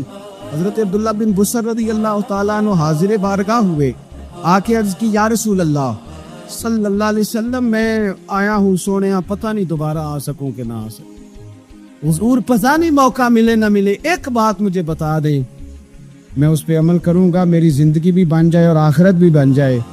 تو کریم محبوب نے فرمایا, عبداللہ زبان کو خشک نہ ہونے دینا, اس کو تر رکھنا. تر حضور کس چیز سے؟ فرمایا اللہ کے ذکر سے تر رکھنا. زبان اللہ کے ذکر سے تر رہے, ہر وقت رب کی یاد رہے, تیری دنیا بھی بن جائے گی اور آخرت بھی بن جائے گی. تو میرے عزیز اپنی زندگی کے اندر اب ہم نے عمل کرنا ہے. او جناب کمال پھر یہ ہے کہ جب بات سننے کا شوق بڑھ جاتا ہے, تقریر سننے کا شوق بڑھ جاتا ہے, سننے سنانے کا ایک خالی مزاج ہو جاتا ہے, پھر بندہ ڈھونڈتا پھرتا ہے کہ نئی سے نئی چیز کہاں ملتی, انوکھی سے انوکھی چیز کہاں ملتی, انفرادی سے انفرادی بات. میرے بھائی آپ ضرور سنیں, ضرور سنیں. مومن کی گمشدہ میراث ہے, حکمت جہاں سے ملے لے, لیکن عمل کرنے کے لیے لے, عمل کرنے کے لیے. اب میرا دل کرتا ہے, اب ہماری چپ سے بھی لوگ سبق سیکھیں. حضرت بایزید بستامی فرمایا کرتے تھے, جس نے ہماری چپ سے کچھ نہیں سیکھا اس نے ہماری تقریر سے کیا سیکھا.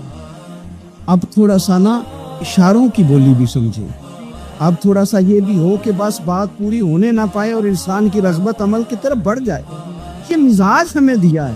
اب تو بھائی آ جائیں آپ, صبح بھی تقریر کر دیں, دوپہر کو بھی تقریر کر دیں, شام کو بھی تقریر کر دیں, تو پھر یہ بھی ہوتا ہے کہ جناب وہ بیان آپ نے جو سنایا تھا نا وہ ذرا دوبارہ سنا دیں. تو میں کہتا ہوں پہلے سننے پر عمل ہو گیا تو نہ کریں. اب ہمیں تھوڑی باتیں سیکھ کر ان پر عمل کرنا اور آگے بڑھنا ہے. بڑی سادی بات میرے ابا جی بتایا کرتے تھے. اعلیٰ صاحب کہتے ہیں کہ ایک دیہاتی بندہ نہ چلا گیا وہ کسی مولوی صاحب کی تقریر سننے. تو اس زمانے میں آپ کو پتہ ہے یہ واش روم کا مروجہ نظام نہیں ہوتا تھا, تو لوگ کھیتوں میں دوسری جگہوں پہ پیشاب کے لیے جاتے تھے. تو مولانا نے ایک احتیاط بیان کی وہ کہنے لگے کہ پیشاب سخت جگہ پہ نہ کرو زمین پہ بیٹھ کر، ورنہ پیشاب کے چینٹے اڑیں گے، کپڑوں پہ پڑیں گے، اور حدیث میں سخت حکم ہے اس مسئلے۔ تو کوئی نرم جگہ ہو ایسی جہاں پیشاب کرے چینٹے نہ اڑیں، تو بندہ عمل کرنے والا تھا نا۔ اسے میری تقریر سن کے سر دھن کے جانا نہیں تھا، اس نے اتنی ساری ریت لے لی، کپڑے میں باندھ لی، اور وہ اس نے کندھے پہ رکھی ہوئی ہے۔ جہاں پیشاب کا وقت آتا پہلے ریت بچھاتا، پھر پیشاب کرتا تاکہ میرے کپڑوں پہ نہ پڑے۔ ایک صاحب نے اسے کہا کوئی ہفتے بعد چلو بیان سننے چلیں، تو کہنے لگا میں پہلے پہ عمل کر لوں، یہی بڑا ہے۔ میں نے تو اتنی ساری ریت، کندھا تھک گیا ہے میرا، اس دن سے اٹھائی ہے، تو میں نہیں چاہتا کہ نہیں بھی سنوں تو کسی اور جگہ میں۔ یہ تفریح تباہ کے لیے بات کو نہ سمجھے، اس سادے آدمی نے جو ہمیں سمجھایا مجھے اور آپ کو، اس پر غور کرے کہ کل بھی سنا تھا، پرسوں بھی سنا تھا، پیر صاحب نے ترسوں بھی کہا تھا، شیخ نے پرسوں بھی کہا تھا، پچھلے ہفتے بھی کہا تھا۔ تو نے اگر شیخ کی بھی نہیں سنی، استاد کی بھی نہیں سنی، پیر کی بھی نہیں سنی، اور اس دور کے پیر جو صحیح کام کرنے والے ہیں، استاد جو صحیح کام کرنے، مجبور ہو گئے بیچارے، کہتے ہیں کس کی تربیت کریں۔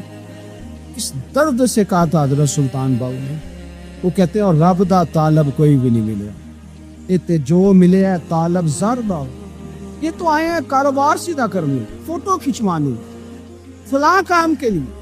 یہ تو وہ جو ہم دینا چاہتے ہیں اس کا تو مزاج ہی نہیں۔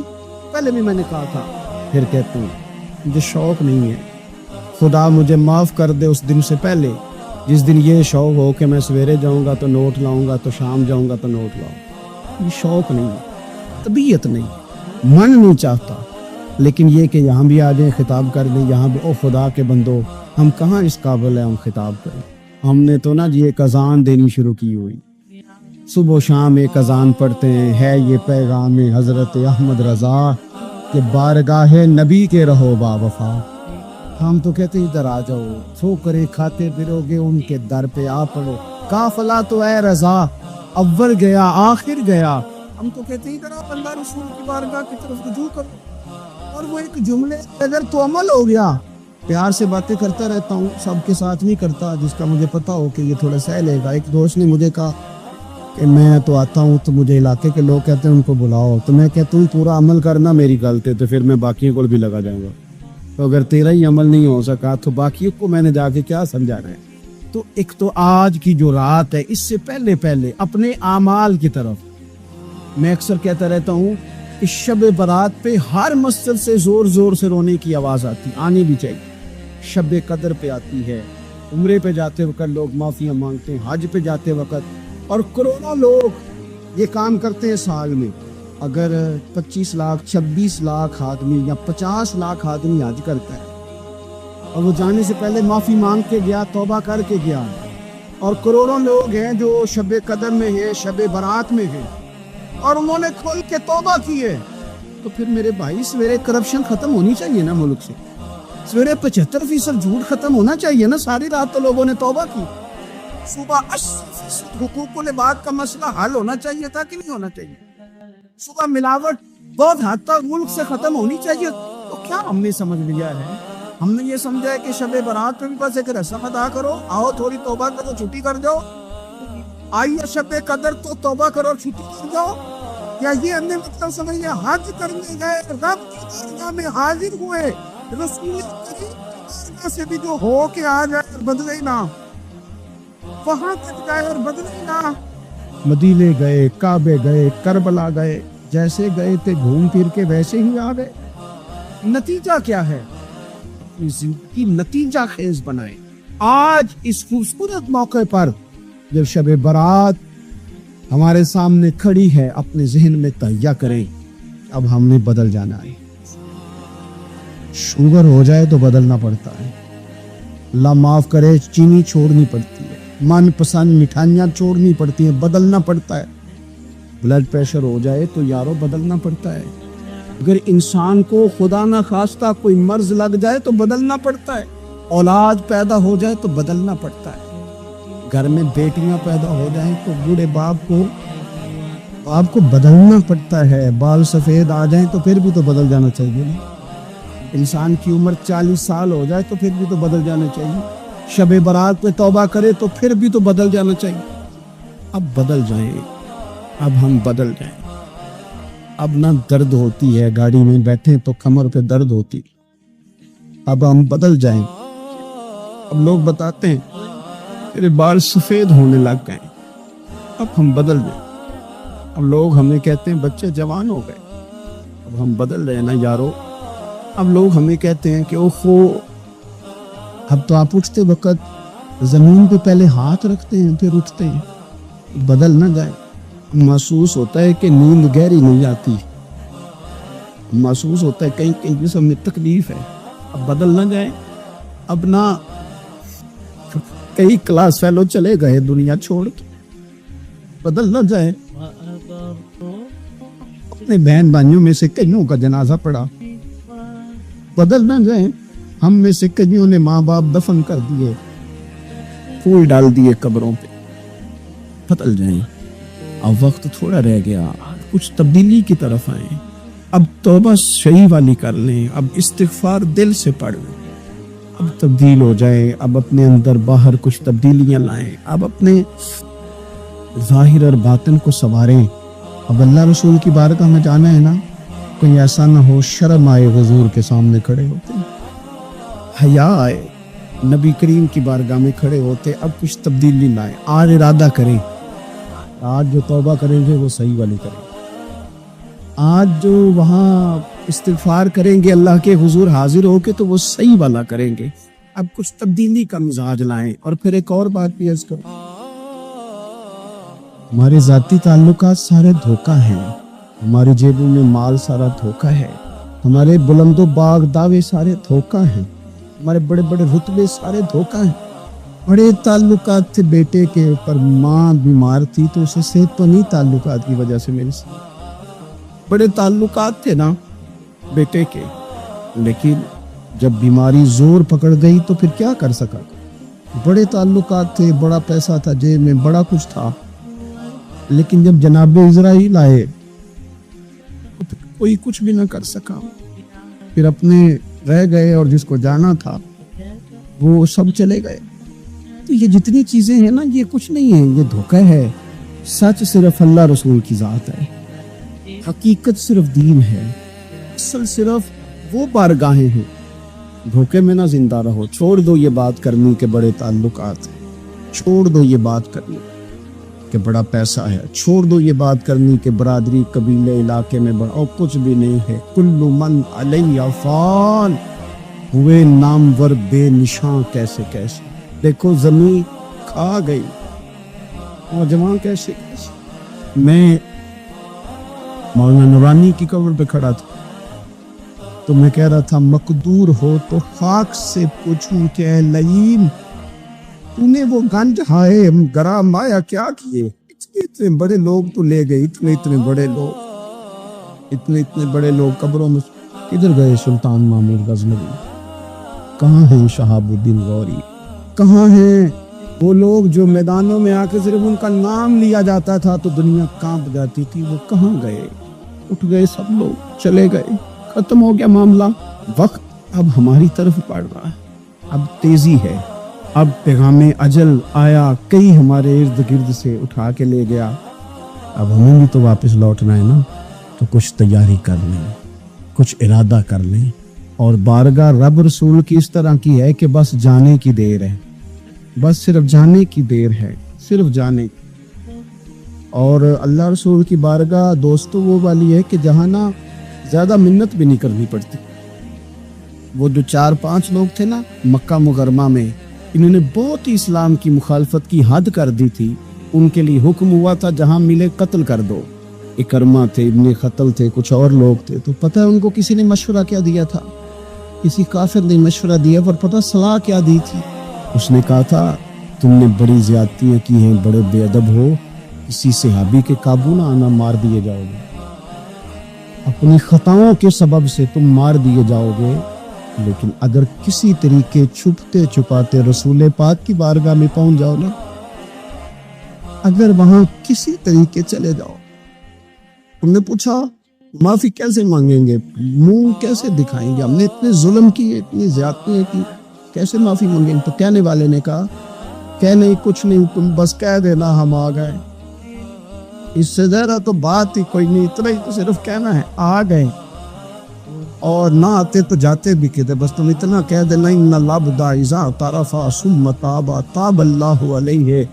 نبی کریم علیہ السلام نے فرمایا بندہ جب آ کے کہتا ہے نا یا اللہ میں بھول گیا تھا، غلطی ہو گئی، ان العبد اذا اعترف، مان جو گیا ہوں، غلطی ہو گئی، جب کہتا ہے نا میں بھول گیا ثم تاب، پھر وہ توبہ کرتا، تاب اللہ علیہ، اللہ دیر کرتا ہی نہیں، فوراً توبہ کو قبول فرما لیتا۔ ہمارے ہاں نا کچھ لوگ تو طبعاً سخت ہیں، اللہ معاف فرمائے، اور کچھ رد عمل کے طور پر سخت ہو گئے، کچھ باتیں دلوں میں بیٹھ گئی ہیں جنہوں نے طبیعتوں کو سخت کر دیا۔ کبھی کہیں آپ بہو سے کہ چلو بوڑھی ساس سے اگر کبھی کو بات سخت نکل گئی ہے تو معاف کر دے، تیار نہیں ہوتی، وہ کہتی ہے تمہیں پتہ نہیں میرے ساتھ کیا کچھ ہوا۔ کبھی ساس سے کہا جائے نا چلو بھول گئی تھی بچی تو آپ درگزر کر دے، تو کہتے تمہیں پتہ نہیں میرے اندر سختی کتنی آ گئی ہے، دکھ کتنے بیٹھ گئے۔ ہم نا طبیعتوں میں سختی کر بیٹھے، ہمارے دل دھڑکتے ضرور ہیں لیکن صرف اپنے بچوں کے لیے، ہمارے سینوں میں درد اٹھتا ضرور ہے لیکن صرف اپنوں کے لیے۔ ہم نے نا 2 4 5 6 باتیں جمع کر کے ان پر پورا ذہن بنا کے سخت ہو گئے ہیں، طبیعتیں سخت ہیں، دل سخت ہیں۔ میرے نبی پاک صلی اللہ تعالی علیہ وسلم نے فرمایا، یہ حدیث مسلم شریف میں موجود ہے، فرمایا جنت میں وہ لوگ داخل کیے جائیں گے جن کے دل چڑیوں کی طرح نرم ہیں، نرم دل کے لوگ، معاف کر دینے والے، جلدی مان جانے والے۔ ایک صاحب تھے اپنے بھائی سے ناراض ہو گئے اور انہوں نے رشتے سے انکار کر دیا، پہلے ان کے بیٹے کی وہیں پہ نسبت تھی، انکار کر دیا۔ کئی لوگوں نے ان سے کہا، میں نے بھی کہا، تو وہ کہنے لگے پیر صاحب عزت بڑی کرتا ہوں آپ کی لیکن میں مرد ہوں، ایک دفعہ نہ کر دوں تو پھر ہاں نہیں کیا کرتا۔ میں نے اس صاحب سے کہا، میں نے کہا یوں نہ کر، اگر صبح قیامت تیرے بارے میں کوئی سخت فیصلہ آ جائے اور رب کو منانا ہو کسی مقام پر تو کیا کہے گا؟ بہانے بنا بنا کے ہم سخت ہو گئے، دل اتنے سخت پتھر کر لیے، میں فلاں ہوتا ہوں جی، میں نہیں دوبارہ کسی کی سنتا۔ اور خدا کے بندو، میرے نبی پاک علیہ السلام نے فرمایا مومن تو اس طرح ہوتا ہے جس طرح اونٹ کے ناک میں نکیل ہوتی، بٹھا دو تو بیٹھ گیا، اٹھ جاؤ تو اٹھ گیا۔ اور حضور نے فرمایا وہ لوگ جو بہت بد اخلاق ہیں، جھگڑالو ہیں، فسادی ہیں، سخت دل ہیں، وہ لوگ جنت میں نہیں جائیں گے۔ جو جھگڑے کرتے پھرتے ہیں جھگڑالو لوگ ہیں۔ عزیز دوستو، اپنی زندگی کے اندر طبیعت میں نرمی، اگر طبیعت نرم ہو گئی نا جی، مزاج میں نرمی آ گئی، تو پھر آپ محسوس کریں گے کہ آپ معاف کرتے بھی جلدی ہیں اور معافی دیتے بھی جلدی، پھر آپ کے تعلقات بچیں گے، آپ کی نسبتیں بچیں گی، آپ کے بہت سارے رشتوں میں قربت آئے گی، ٹوٹیں گے نہیں۔ ایک تو دل نرم کرے، کسی شخص کے بارے میں دل میں کوئی بات ہے تو اسے معاف کرے اور معافی دے۔ کچھ لوگ دل کو ٹھیک ٹھاک ہوتے ہیں، کوئی ناراضگی نہیں ہوتی، لیکن آپ نے بچی کی شادی کا کارڈ دیا نہیں تو اور ناراض ہو گئے، اور پھر آپ سمجھا رہے ہیں، قائل کر رہے ہیں، وہ تیار ہی نہیں ہے قائل ہونے کو۔ سنو اور اس حدیث کو یاد رکھنا، نبی پاک صلی اللہ تعالی علیہ وسلم نے فرمایا جس کے پاس اس کا بھائی عذر لایا، بھائی معافی مانگنے آیا، اگر اس نے معاف نہ کیا، اللہ کے حبیب فرماتے میرے حوض کوثر پہ نہ آئے۔ تو سخت ہو کے بیٹھ گیا ہے، تو کہتا ہے میرے سے پہلے سنے، میں آپ کو بتاؤں اس نے میرے ساتھ کیا کیا، اور ٹھہر جا۔ اگر حساب کتاب کے بعد معافی والا اصول رکھ لیا جائے کہ پہلے حساب کتاب ہوگا، غلطیوں کا مداوع ہوگا، پھر معافی ہوگی، تو یہی حساب اگر رب کریم بندوں کے ساتھ کرے تو پھر میں اور آپ کدھر جائیں گے؟ تو اس سادی بات پہ آ جاؤ نا، تو 2 جملوں میں حضور نے سمجھائی ہے، فرمایا تم رب کے بندوں کو معاف کر دو، اللہ تمہیں معاف کر دے گا۔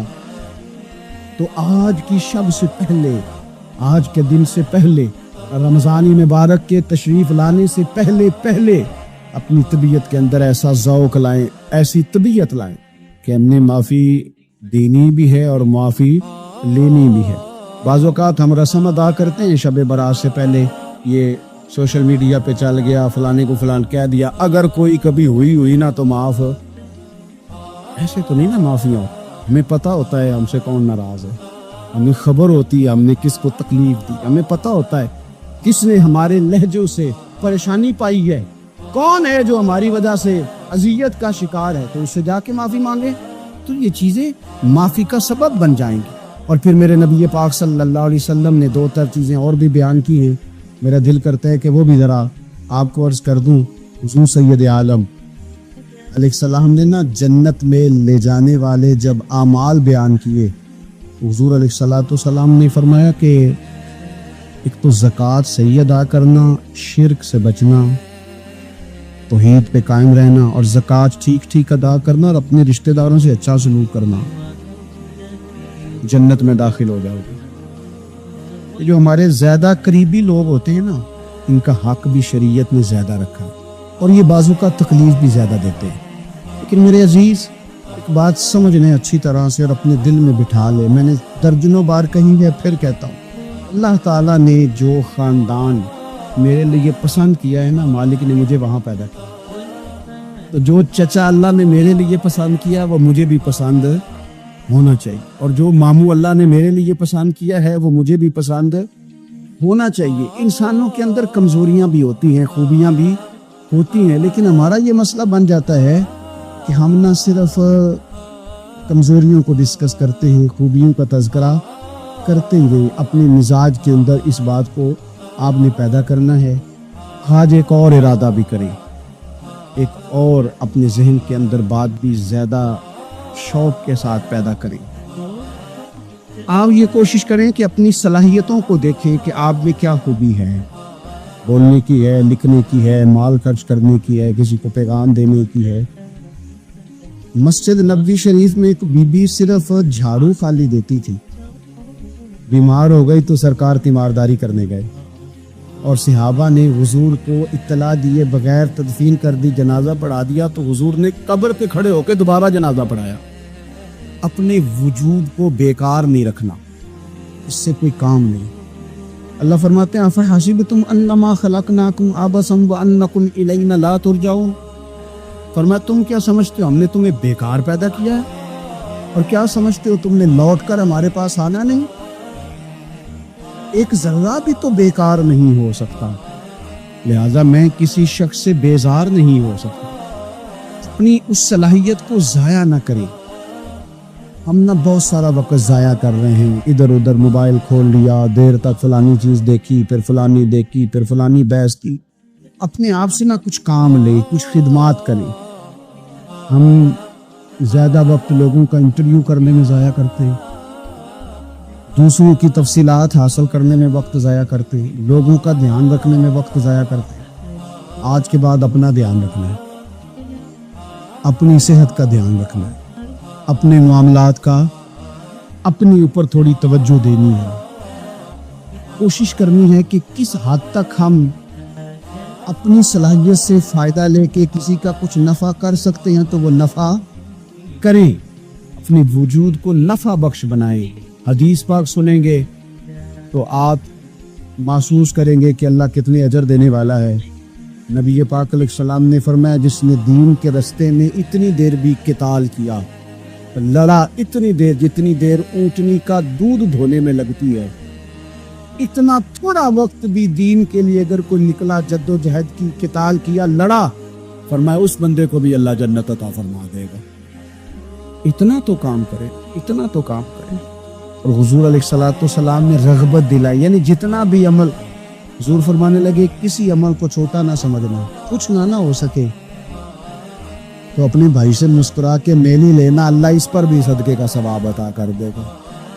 اور نبی پاک علیہ السلام نے فرمایا دوزخ سے بچ جاؤ صدقہ دے کے. خیال آتا تھا یا رسول اللہ کتنا کو دے؟ تو فرمایا خشک کھجور کا ایک ٹکڑا، یعنی پوری کھجور بھی نہیں، خشک کھجور کا ایک ٹکڑا بھی خیرات کر کے بچ سکتے ہو تو وہ کر کے ہی صدقہ دے کے اللہ کے عذاب سے بچ جاؤ. معنی کیا ہے ان ساری روایتوں کا کہ کچھ کرو تو صحیح نہ، کچھ کرو تو صحیح نہ. ہمارے ایک بزرگ تھے تو کرونا کے دنوں میں انہوں نے ایک جملہ کہا، کہنے لگے یہ کرونا پتہ تمہیں کیا کہنے آیا ہے؟ کہنے آیا ہے کہ بیماریاں آ رہی ہیں، حالات خراب ہیں. یہ کرونا نہیں، یہ کہتا ہے کچھ کرو نا، کچھ اللہ اللہ کرو نا، فارغ نہ بیٹھو، دیکھو کیسے لوگ ڈھیروں کے ڈھیروں اب جا رہے ہیں. اب کچھ کرنا ہے انشاءاللہ تعالی، اب کچھ وقت ضائع نہیں کرنا اور زندگی میں کچھ میں کہہ چکا ہوں کہ ایک بندے کو بھی اللہ نے بیکار نہیں پیدا کیا، ہم نے خود اپنے آپ کو بیکار کر لیا۔ اپنے آپ کو بیکار نہ کریں۔ جب رب کہتا فَحَسِبْتُمْ أَنَّمَا خَلَقْنَاكُمْ عَبَثًا، کیا تم سمجھتے ہو میں نے تمہیں بیکار پیدا کیا؟ آپ لوگ بڑے کام کے ہیں، بس اپنے آپ کو پہچانے۔ اقبال کہنے لگے عجب نہیں کہ خدا تک تیری رسائی ہو اور تیری نظر سے تو پوشیدہ ہے آدمی کا مقام۔ تو بندے کو نہیں سمجھ سکا تو وہاں تک تو کیسے جائے گا؟ اپنے آپ کو پہچانے گے۔ جو کہتے ہیں نا مجھ سے کچھ بھی نہیں ہوتا، ناراض تو نہیں ہو جائیں گے؟ یہ کچھ کرنا نہیں چاہتے، یہ صرف ادھر ادھر دھیان رکھ کے ایک فوٹو چڑھا کے ادھر بھاگ ادھر اپنے نفس کو راضی کرتے ہیں۔ نفس بس کہہ رہا ہے آج یہ کر لو تو وہ کر لیا، ادھر دیکھ لو تو ادھر دیکھ لو۔ اس سے نکلیں، مثبت مضبوط مستحکم ارادے کریں اور پھر چل نکلیں۔ لڑنا شرط ہوتا ہے، جیتنا شرط نہیں ہوتا۔ تاریخ یہ نہیں دیکھتی کہ جیتا کون کون، تاریخ یہ دیکھتی ہے کہ لڑا کون کون، میدان میں کون کون رہا۔ اللہ بدر میں کامیابیاں دیتا ہے، احد میں کئی دفعہ کہتا ہے واپس پلٹو۔ خندق آئے گی تو پھر کامیابیاں مل جائیں گی، خیبر آئے گا تو پھر کامیابیاں مل جائیں گی۔ اس لیے ہمیشہ جیتنا ہی ضروری نہیں، لڑنا ضروری ہے۔ ہمت کرے، کوشش کرے۔ اللہ تعالیٰ آپ سب کو جزائے خیر عطا فرمائے۔ آخر دعوانا الحمدللہ رب العالمین۔